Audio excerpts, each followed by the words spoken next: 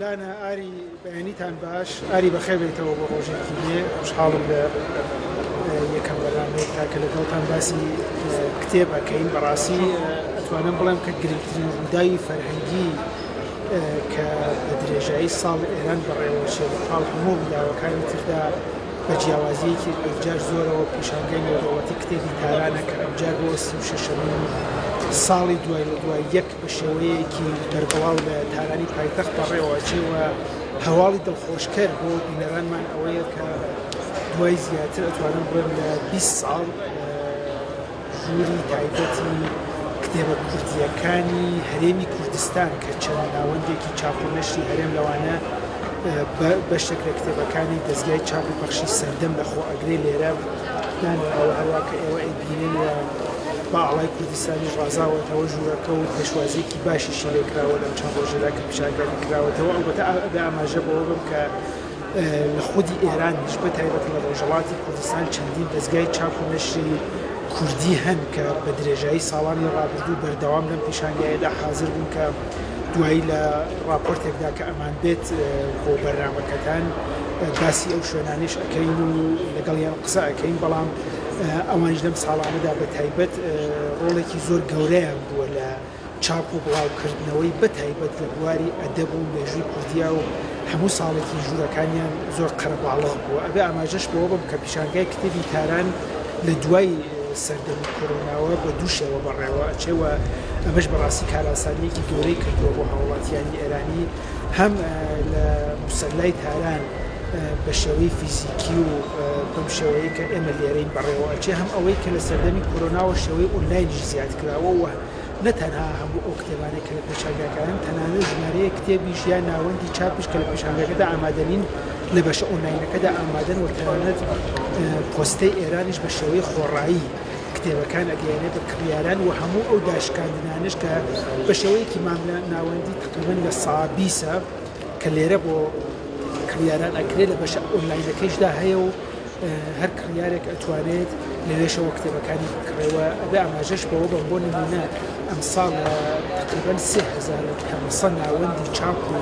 پەخشی کتێب کە لە ئێران هەن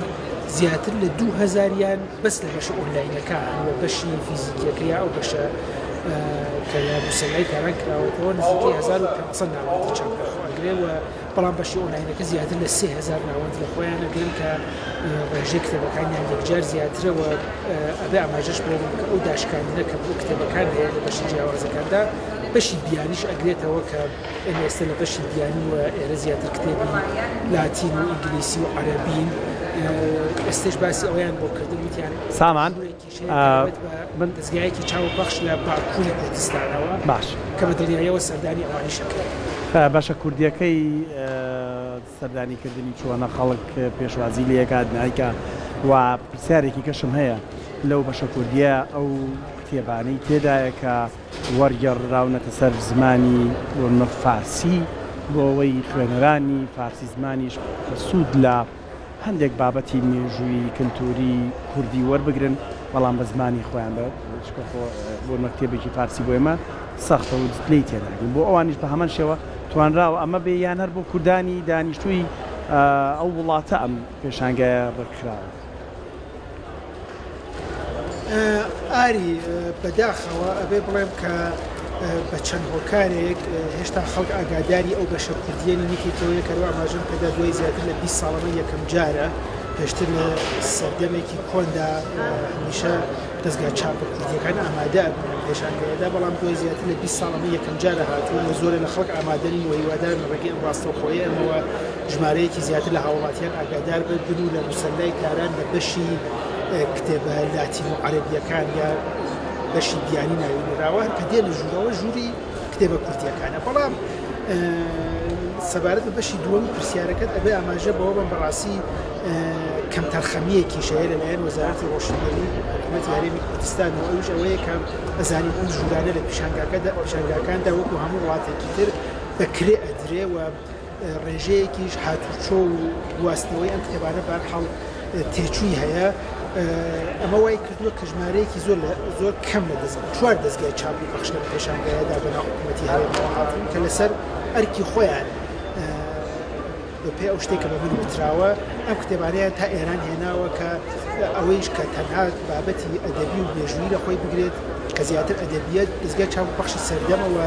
دەستگاکانی تر بەڕاستی حزوریان نییە لە پێشانگایدا و ئەڵێن هۆکارەکەشی ئەوەیە کە وەزارەتی ڕۆشنبیری ئەوەیە کار ئاسانیەکی زۆرتری بکردایە هەم لە